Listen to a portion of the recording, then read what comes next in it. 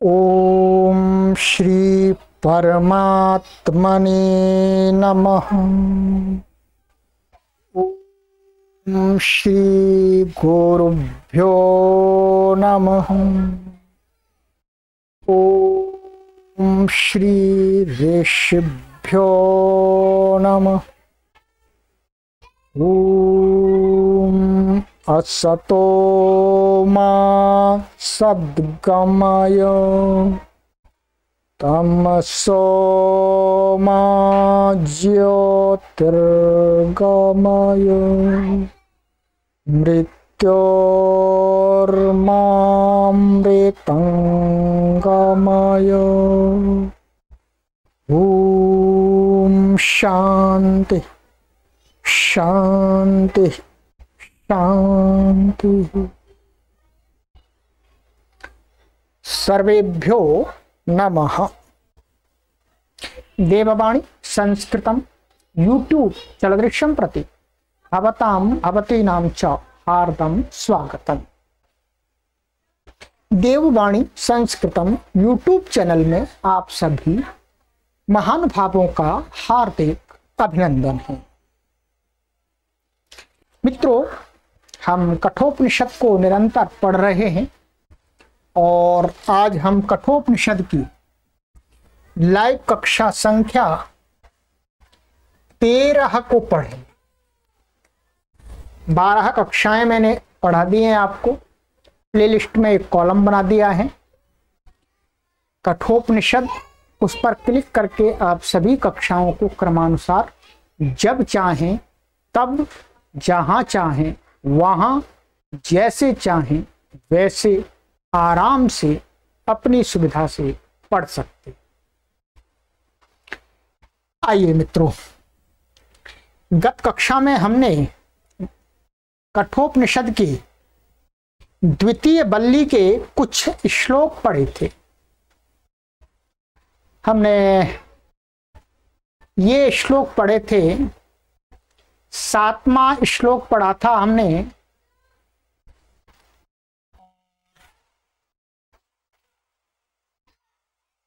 एक 6वां श्लोक पढ़ा था, ठीक है। ये हमने ये श्लोक पढ़े थे 7वें श्लोक तक। यहां पर आचार्य यम नचिकेता को उपदेश देते हुए उन्होंने ये बताया था कि इस संसार में जो आत्मज्ञान है, आत्मज्ञान परमात्म ज्ञान अर्थात तत्व ज्ञान, उसको तो बहुत सारे लोगों को सुनने के लिए ही नहीं मिलता है। अंत में ये बात बताई थी। और बहुत सारे लोगों को सुन लेते हैं, एक कान से दूसरे कान से निकाल देते हैं, और इस विद्या को पढ़ाने वाला भी आसानी से नहीं मिलता है। अनुभवी और इस विद्या को पढ़ने वाला भी आसानी से नहीं मिलता है। संसार में कुछ ही लोग होते हैं भाग्यवान, संस्कारवान, जो लोग इस विद्या को पढ़ने और पढ़ाने का कार्य कर पाते। तो कहा कि ठीक है, मैं एक अनुभवी आचार्य हूं, आत्म तत्व ज्ञान का जाता हूं। आचार्य ने कहा, और तुम्हारे जैसा हमको शिष्य मिल गया है जिज्ञासु। बस अब हम आपको तत्व ज्ञान की बातें बताएं। आगे का श्लोक है, ये कहते हैं 8वां श्लोक,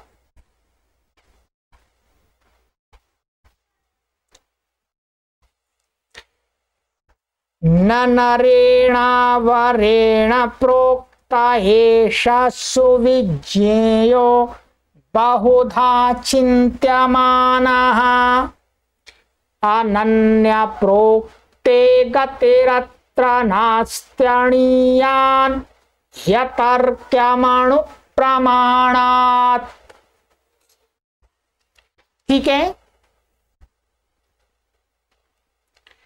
कहते हैं आवरेण साधारण नरेण मनुष्य से प्रोक्ता उपदेश किया बहुधा बहुत प्रकार से चिंत्यमान चिंतन किया हुआ ऐसा यह आत्मा सुविज्ञेय न सुगमता से जानने योग्य नहीं है।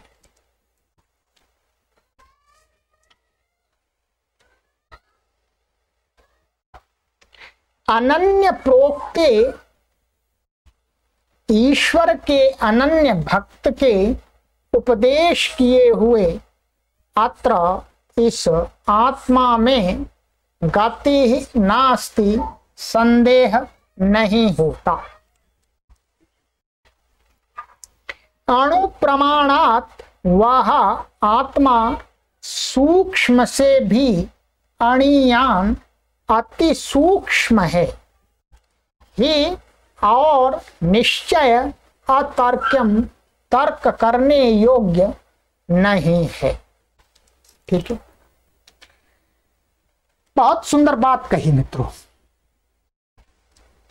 कहते हैं कि जो ये तत्व ज्ञान है, क्या है ये जो तत्व ज्ञान है, ये देखो भाई सामान्य साधारण व्यक्ति के द्वारा चिंतन करने पर भी उसको ज्ञात नहीं होता। साधारण व्यक्ति से तात्पर्य है, साधारण व्यक्ति से तात्पर्य ये नहीं है कि उसके पास में डिग्री नहीं है, बीए एमए नहीं किया उसने, ठीक है, या उसने पीएचडी नहीं की, अथवा विदेश में उसने अध्ययन नहीं किया, इसलिए वो साधारण है, सामान्य है, नहीं। साधारण यहां अध्यात्म के वातावरण की बात की जा रही। यहां पर साधारण व्यक्ति वही है कि जो वस्तुतः अंतर आत्मा से तत्व ज्ञान की इच्छा रखता ही नहीं। कभी कभी ऊपर से वैसे ही दिखावटी बातें करने लगता है कि गुरुजी उपदेश करिएगा, हाँ मैं भी थोड़ी सी अध्यात्म की बातें सुन करके अपना कल्याण कर लूं। ऐसे बहुत सारे लोग आपको मिल जाएंगे, उनकी अंदर से इच्छा नहीं होती है। वैसे ही कोई साधु संत महात्मा आचार्य आ गए और ठीक है जी अपना समय बिताने के लिए कहते हैं हाँ गुरुजी थोड़ा सा उपदेश कर दीजिएगा, हम भी सुन लेते हैं, हमारा भी कल्याण हो जाएगा। ऐसे लोग यहां पर साधारण लोग कहे गए कि ऐसे साधारण लोगों के द्वारा जो तत्व ज्ञान अर्थात परमात्मा है और आत्मा है, इनका ज्ञान, इनका अनुभव, इनकी फीलिंग नहीं हो सकती आसानी से। चिंतन किया हुआ भी ये आत्मा, आत्मा माने ये आत्मा, परमात्मा और आत्मा दोनों, आत्मा शब्द से यहां पर आत्मा और परमात्मा दोनों का ग्रहण होता है, ध्यान देंगे, ठीक है। शास्त्रों के अंदर आत्मा शब्द से कहीं पर परमात्मा का भी लिया जाता है, कहीं आत्मा का भी लिया जाता है, कहीं दोनों का लिया जाता है। ये प्रसंग के अनुसार हमको देखना पड़ता है। कहते हैं परंतु कहते हैं कि अनन्य प्रोक्ति, मतलब वो अनन्य प्रोक्ति का अर्थ है कि जो ईश्वर को जिसने अनुभव कर लिया है, जिसने ईश्वर को अनुभव कर लिया है, जिसने समाधि तक की यात्रा को पार कर लिया है, समाधि के द्वारा ईश्वर का साक्षात्कार कर लिया है, जिसने ईश्वर के गुणों को अनुभूत कर लिया है, ऐसे व्यक्ति के द्वारा, ध्यान दीजिए, ऐसे व्यक्ति के द्वारा कोई जिज्ञासु उस आत्म तत्व, परमात्म तत्व के ज्ञान को प्राप्त करता है, तो फिर उस उपदेश के माध्यम से, माने उस समाधि को प्राप्त हुए योगी के उपदेश के द्वारा जो उपदेश सुन रहा है उसके मन में आत्म तत्व और परमात्म तत्व के विषय में कोई संदेह नहीं रहता, अर्थात वो आसानी से समझ जाता है। तो आचार्य यम कहना चाह रहे हैं कि मैं ईश्वर का अनन्य भक्त हूं, मैंने ईश्वर का साक्षात्कार किया है और तुम तत्व जान के जिज्ञासु हो, इसलिए मैं तुम्हें जो भी बताऊंगा तो तुम्हारे सभी संशय दूर हो जाएंगे और तुम्हें आत्म ज्ञान और परमात्म ज्ञान प्राप्त हो जाएगा, ये कहना चाह रहे। ठीक है, तो वही कहा क्योंकि इस प्रकार के प्रोक्ता, इस प्रकार के श्रोता इसलिए चाहिए क्योंकि जो ईश्वर है और जो आत्म तत्व है वो बहुत सूक्ष्म विषय है। ध्यान दीजिएगा, आप ये जो भौतिक विषय हैं ये सब स्थूल विषय है, परंतु आत्म तत्व और परमात्म तत्व ये बहुत सूक्ष्म विषय हैं। इनके लिए बहुत तीक्ष्ण बुद्धि चाहिए, एकाग्र बुद्धि चाहिए। मित्रों, सामान्य बुद्धि से इनका ज्ञान नहीं होता है। आप कहें जी बुद्धि को निर्मल और पवित्र बनाना पड़ता है, तीक्ष्ण और पवित्र बुद्धि चाहिए। वो तीक्ष्ण और पवित्र बुद्धि किससे बनती है? वो योग के जो अंग हैं उनके अभ्यास से बनती है। ऐसे नहीं बन जाती, पुस्तकें पढ़ पढ़ करके नहीं बनती है। पुस्तकों से पढ़ करके और बिना योगाभ्यास किए, बिना अच्छा व्यवहार, अच्छा आचरण किए बुद्धि शार्प बन सकती है, परंतु निर्मल और पवित्र नहीं बन सकती। तत्व ज्ञान के लिए दोनों चीज चाहिए, शार्प बुद्धि और निर्मल बुद्धि, पवित्र बुद्धि चाहिए। तो जो नचिकेता है वो शार्प माने तीक्ष्ण बुद्धि वाला और पवित्र बुद्धि वाला है, इसलिए आचार्य हमने उसको पहचान लिया और यही कहा कि वह आत्म जो आत्म तत्व परमात्म तत्व वो सूक्ष्म है, सूक्ष्म से भी सूक्ष्म है। ठीक है, और एक बात कही है कि अतर्क्यम, ये ध्यान दीजिएगा, अतर्क्यम, तर्क करने योग्य नहीं।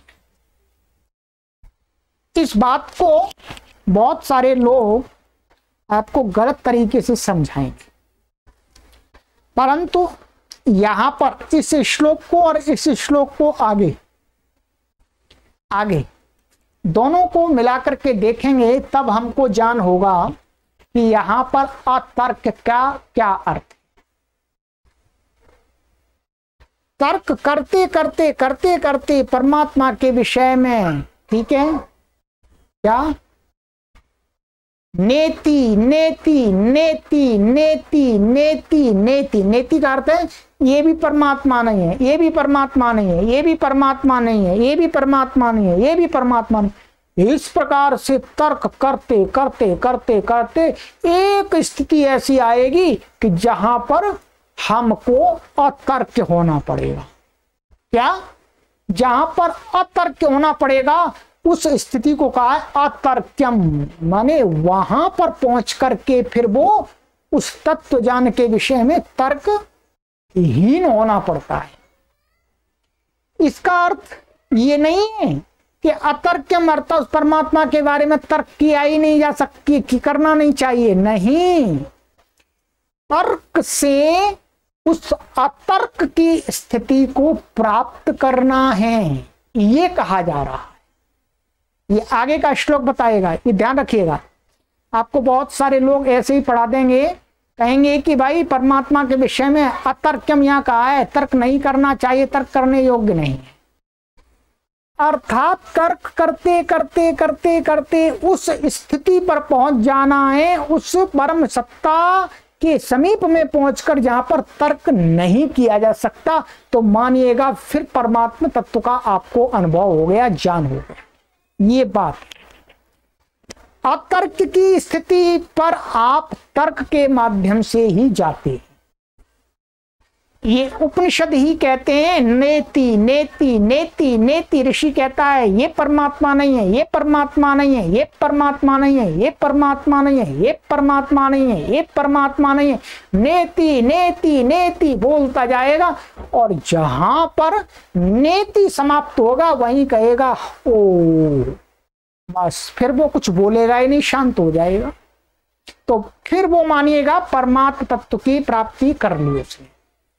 तो अतर्कम तर्क करने योग्य नहीं है, अर्थात वहां वो स्थिति ऐसी है कि तर्क नहीं कर सकते। आइएगा आगे आ जाइएगा, बहुत ध्यान से पढ़ाना पड़ता है। कहते हैं नचिकेता को कह रहे हैं आचार्य हम, नैषा तर्केण मतिरापनेया प्रोक्तान्येनैव सुज्ञानाय प्रेष्ठ यान् त्वमापः सत्यधृतिर्वर्ततासि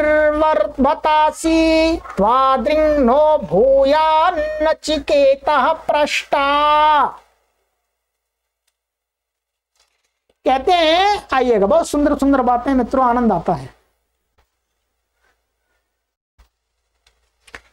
पृष्ठ, हे प्रियतम नचिकेता, ऐसा यह आत्मज्ञान विधायका मति, विधायका माने मति, अब आत्मज्ञान विधायका मति माने बुद्धि, तर्केण तर्क से न अपने या नहीं बिगाड़नी चाहिए। अन्येन एव आत्मवित गुरु से ही प्रोक्ता उपदेश की हुई बुद्धि की सुज्ञानाय उत्तम ज्ञान के लिए उपयोगिता होती है। त्वम तू याम जिस बुद्धि को आपह प्राप्त हुआ है उससे सत्य निश्चल धृति वत धैर्य वाला असी है।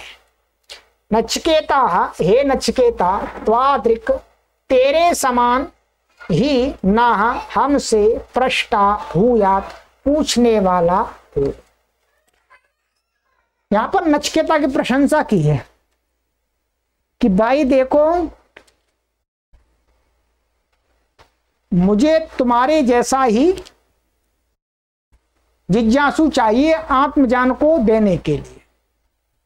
ठीक है, यहां का न ऐसा तर्केण मति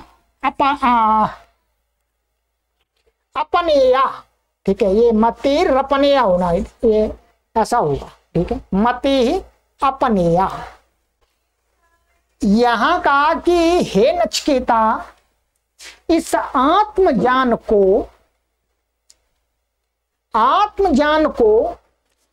तर्क के माध्यम से, तर्क से न अपने या नहीं बिगाड़नी चाहिए।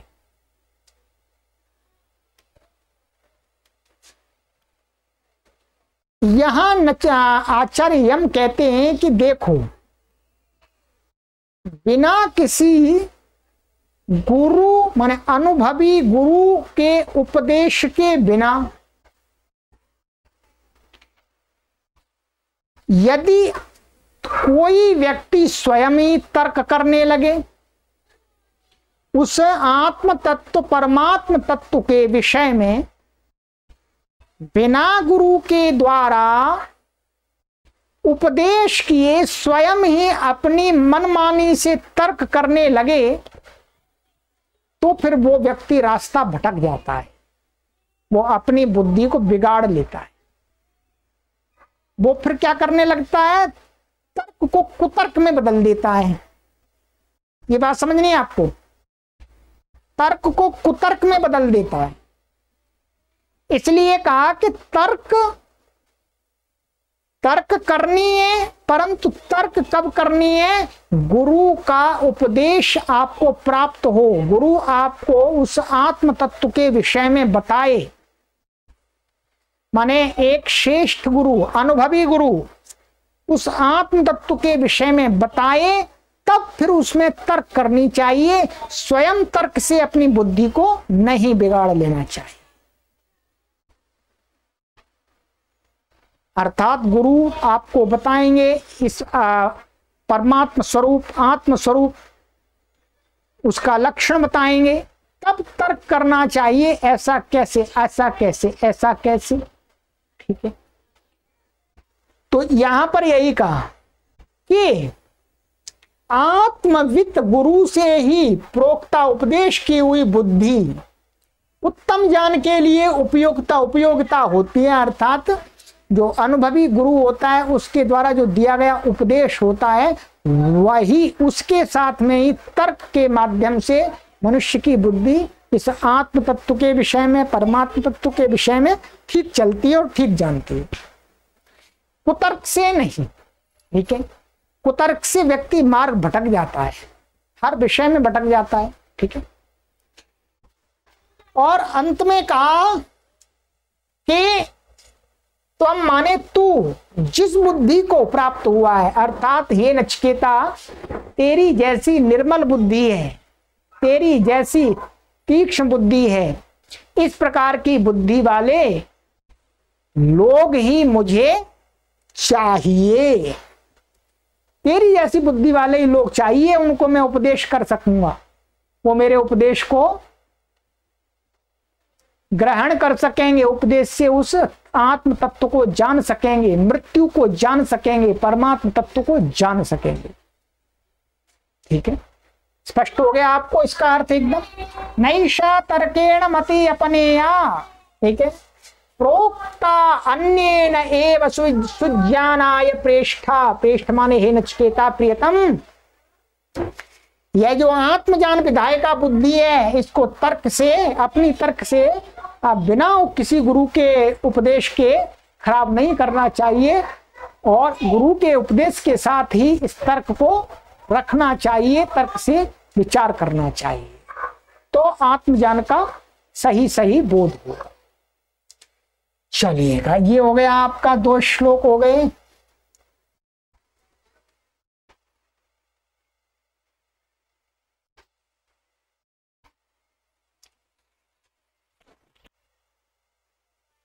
चलिएगा 2 श्लोक पढ़ते हैं आज की कक्षा में। आगे की कक्षा में हम पढ़ेंगे। 9 श्लोक हो गए हमारे।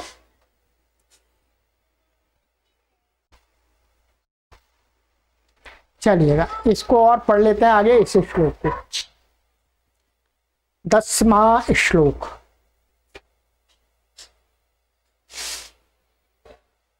जानाम्यहं शेवधीरित्यनित्यं न ह्यध्रुवैः प्राप्यते हि ध्रुवन्तं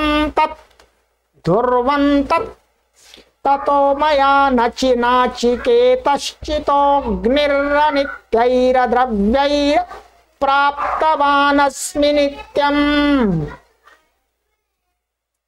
आचार्यम कहते हैं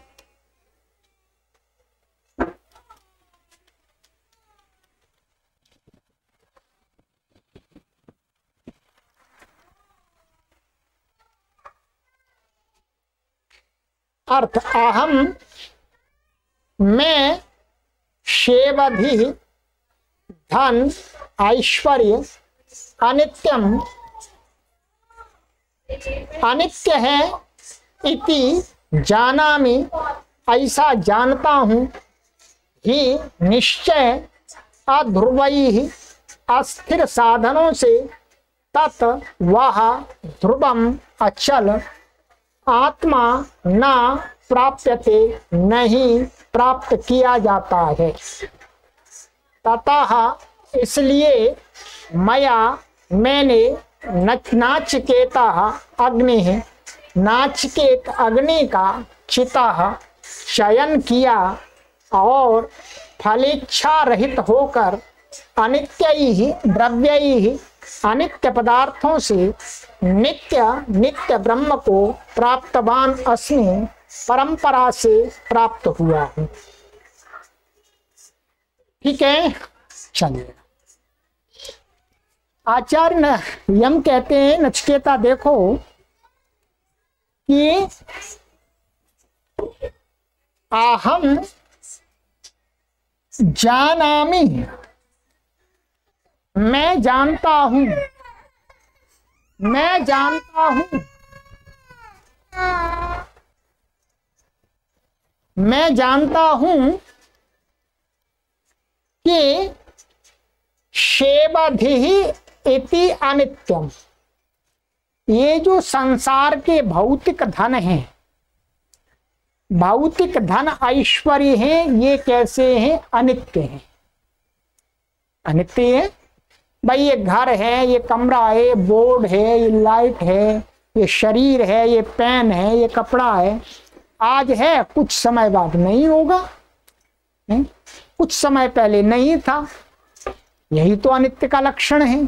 नित्य का लक्षण ये है कि सदा से है, सदा से रहेगा, है? सदा था। तो कहते हैं ये धन ऐश्वर्य आदि तो अनित्य द्रव्य है। ठीक है, ये मैं जानता हूं, आचार्य हम कहते हैं। और ये भी साथ में है कि न अध्रुवई प्राप्तते ध्रुवम तत्, जो परमात्माएं ब्रह्म हैं या आत्मा है, उसको वो कैसे तत्व हैं? वो हैं आपके नित्य, वो हमेशा थे, हमेशा हैं, हमेशा रहेंगे। तो कहते हैं कि अनित्य पदार्थों से नित्य की प्राप्ति नहीं हो सकती, नित्य का ज्ञान नहीं होता है, इस बात को मैं जानता हूं। अच्छा जी, फिर इस संसार में मनुष्य जन्म लेकर के उस नित्य तत्व की प्राप्ति कैसे करेगा? क्योंकि संसार में रहेगा तो उसको अनित्य तत्वों का, अनित्य पदार्थों का सहयोग तो लेना पड़ेगा जीवन चलाने के लिए। खाने के लिए रोटी चाहिए, दूध चाहिए, फल चाहिए, पीने के लिए पानी चाहिए, रहने के लिए मकान चाहिए, जाने के लिए इधर गाड़ी चाहिए। ठीक है, और भी सब चीज तो अनित्य चाहिए ही। इसका मतलब मनुष्य जीवन हमारे अनित्य साधनों से उस नित्य की प्राप्ति नहीं हो सकती। तो आचार्य हम समझाना चाह रहे हैं कि ऐसा मैं जानता हूं कि अनित्य के द्वारा नित्य की प्राप्ति नहीं होती है, परंतु संसार में एक मार्ग है, संसार में जीने का एक ऐसा मार्ग है कि अनित्य तत्वों से भी, अनित्य पदार्थों के सहयोग से भी उस नित्य ब्रह्म की प्राप्ति कर सकते हैं। वो कहते हैं वो कौन सा मार्ग है?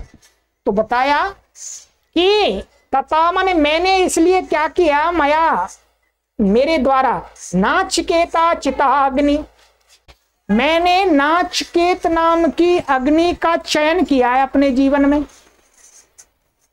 मैं नाचिकेत अग्नि को फॉलो कर रहा हूं।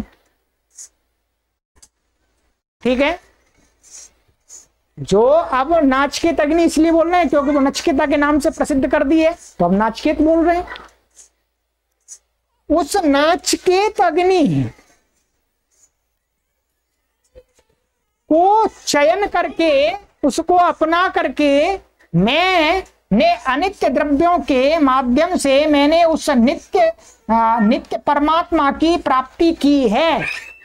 प्राप्तवान अस्मि, मैंने प्राप्त कर लिया है, मैंने प्राप्त कर लिया है।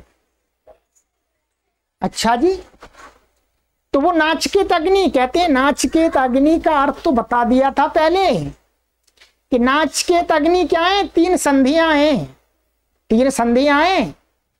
तीन संधियां कौन सी हैं? ब्रह्मचर्य से गृहस्थ आश्रम की एक संधि, और गृहस्थ आश्रम से वानप्रस्थ आश्रम की एक संधि, दो संधि हो गई, और वानप्रस्थ से संन्यास आश्रम की एक संधि, तीसरी संधि हो गई। यही तो नाचिकेत अग्नि है, तीन संधियों वाली। तो मैंने ब्रह्मचर्य से गृहस्थाश्रम में प्रवेश किया, और ब्रह्म और गृहस्थाश्रम से वानप्रस्थ में, वानप्रस्थ से संन्यास आश्रम में। अब आचार्य हम संन्यास आश्रम में चल रहे हैं। ठीक है, इसमें दिखाया नहीं है पीले कपड़े वाले, वो लाल कपड़े वाले अब संन्यास आश्रम में चल रहे हैं। तो कहते हैं कि इन अनित्य द्रव्यों से मैंने, अनित्य द्रव्यों का भी भोग करते हुए उन नाचिकेत अग्नि को अपना करके अर्थात चारों आश्रमों को अपनाते हुए, अनुभव को प्राप्त करते हुए, आगे आगे बढ़ते हुए, संसार से मोह छोड़ते हुए सब कुछ अब मैंने उस नित्य द्रव्य ब्रह्म सत्ता का साक्षात्कार कर लिया। तो अनित्य द्रव्यों से नित्य द्रव्य की प्राप्ति हो भी जाती है। और यदि आप 3 संधियों से नहीं गुजरेंगे, वहीं पर लटके रहेंगे, ब्रह्मचर्य में ही लटके रहेंगे, तो भी आपको ब्रह्म नहीं मिल रहे। और गृहस्थ में जाकर के वहीं पड़े रहेंगे तो भी ब्रह्म नहीं मिल रहे। वानप्रस्थ में पड़े रहेंगे तो भी नहीं मिल रहे। तीनों संधि अर्थात जो 3 संधि है, 3 संधियों में 4 आश्रम आ जाते हैं, मैंने बता दिया। ब्रह्मचर्य से गृहस्थ जोड़ता है, ब्रह्मचर्य के बाद गृहस्थ आता है, 1 संधि हो गई। और गृहस्थ से वानप्रस्थ दूसरी संधि हो गई, वानप्रस्थ से संन्यास तीसरी संधि हो गई। हाँ, चौथी संधि में तो पार नहीं है, चौथी संधि होती नहीं है, छुटकारा होता है। तो आचार्य हम कह रहे हैं कि मैंने इन 3 संधियों के माध्यम से, 3 संधियों वाली जो नाचिकेत अग्नि है उसके माध्यम से मैंने नित्य द्रव्य अनित्य द्रव्यों से भी नित्य सत्ता को प्राप्त कर लिया, साक्षात्कार कर लिया है। अब मैं तुमको भी कराना चाहता हूं। चलिए अब आगे की कक्षा में मिलते हैं मित्रों, ठीक है। हमारा पूरा प्रयास है कि हम आपको थोड़ा सा समझा करके पढ़ा दें और आप समझ जाएं चीजों को और आप इस कठोपनिषद से लाभ ले लें। चलिए, आपको अच्छा लगता है लाइक अवश्य कीजिएगा और शेयर करना मत भूलिएगा, अपने मित्रों को भी लाभ दीजिएगा। 50 वर्ष से जो अधिक आयु के हो गए वो तो सभी लोग पढ़ें, अपने समय का सदुपयोग करें। हाँ, ऋषियों के ज्ञान को जाने के ऋषियों ने क्या कहा है, और कोई कार्य तो है नहीं। और खास करके वो लोग जो अमीर लोग हैं, जो रिटायर्ड लोग हैं, जिनको कोई आर्थिक चिंता नहीं है, आखिर ऐसी अच्छी अच्छी बातों का स्वाध्याय करें। और जो हमारे युवा हैं वो भी इसको पढ़ें, बुढ़ापे में काम आएगा। और अपने माता पिता को भी सूचना दे दें कि भाई पापा या मम्मी जो भी कुछ बोलते हैं, पिताजी या माताजी, कि अरे देववाणी संस्कृतम पे तो आपके लिए बहुत अच्छी कक्षा चल रही है कठोपनिषद की, आत्मज्ञान की, परमात्म ज्ञान की, अब आपका वही समय है, उसमें आप देखिएगा, उनको जोड़ दीजिएगा, आप उनको बता दीजिएगा ऐसे पढ़ते हैं। प्लेलिस्ट बनी हुई है कठोपनिषद की, क्लिक कीजिएगा, खट से सारी कक्षाएं खुल जाएंगी। चलिएगा मित्रों, विद्या का जितना दान कर सकते हैं उतना कीजिएगा। विद्या दान से बढ़ती है, घटती नहीं है। इसलिए ये हम बार बार कहते रहते हैं, इसको शेयर करिए, शेयर करिए, शेयर करिए, जिससे विद्या बढ़ती जाए, बढ़ती जाए, सब लोग कठोपनिषद के ज्ञानी बन जाए। यही तुम्हारा लक्ष्य है। चलिए, सर्वेभ्यो नमः, सभी को सादर नमस्ते।